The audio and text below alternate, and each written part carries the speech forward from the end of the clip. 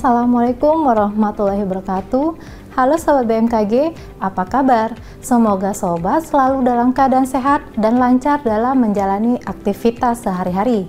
Kami kembali hadir dalam program Weekly Weather Outlook episode 138 bersama saya Cindy Indah Pratiwi. Sobat BMKG, mungkin tidak asing lagi dengan fenomena El Nino. Pada tahun ini, kondisi El Nino diprediksi akan dimulai pada bulan Juni 2023 dan akan cenderung menguat pada periode setelah bulan Juni. Peluangnya semakin menguat di bulan Juni ini, peluangnya 80%, jadi semakin pasti akan mengalami El Nino. Seperti yang kita ketahui juga bahwa pada bulan Juni umumnya beberapa wilayah Indonesia sudah memasuki musim kemarau. Lalu, apakah El Nino akan mempengaruhi musim kemarau di Indonesia?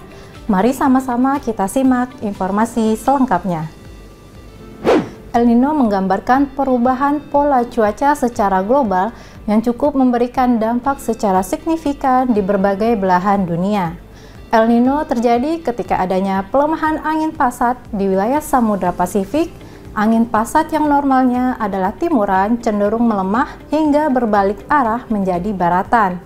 Hal ini menyebabkan air laut yang lebih hangat yang umumnya mengalir ke Samudra Pasifik Barat sekitar Indonesia menjadi terpusat atau bahkan mengalir ke Samudra Pasifik Timur di sekitar benua Amerika.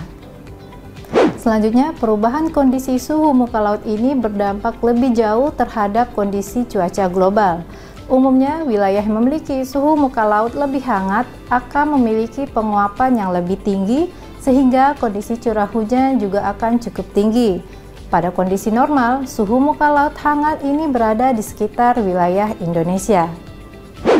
Ketika El Nino terjadi, maka suhu muka laut di sekitar Indonesia menjadi lebih dingin yang menyebabkan penguapan berkurang yang kemudian akan berpengaruh pada penurunan curah hujan.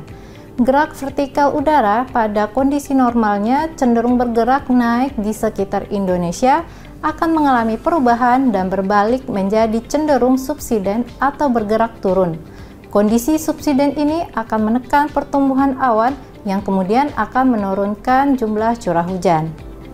Perlu Sobat BMKG ketahui bahwa El Nino bukanlah sebuah badai atau fenomena cuaca lainnya yang berskala harian. El Nino merupakan fenomena berskala global yang dampaknya tidak dirasakan secara instan dan lokal, namun cenderung global dan dalam periode yang cukup panjang.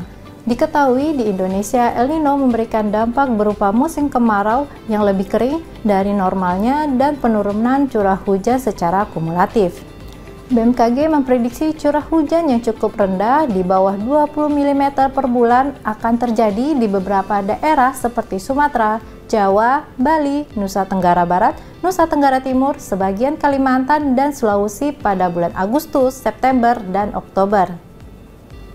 Menyikapi fenomena El Nino ini, Sobat BMKG dihimbau untuk mewaspadai potensi kekeringan, menghemat dan menggunakan air secara bijak, mewaspadai potensi terjadinya kebakaran lahan dan hutan, mengantisipasi potensi gangguan pada sektor pertanian yang dapat menyebabkan gagal panen dan menurunnya produksi pertanian. Berikut prospek cuaca untuk sepekan ke depan.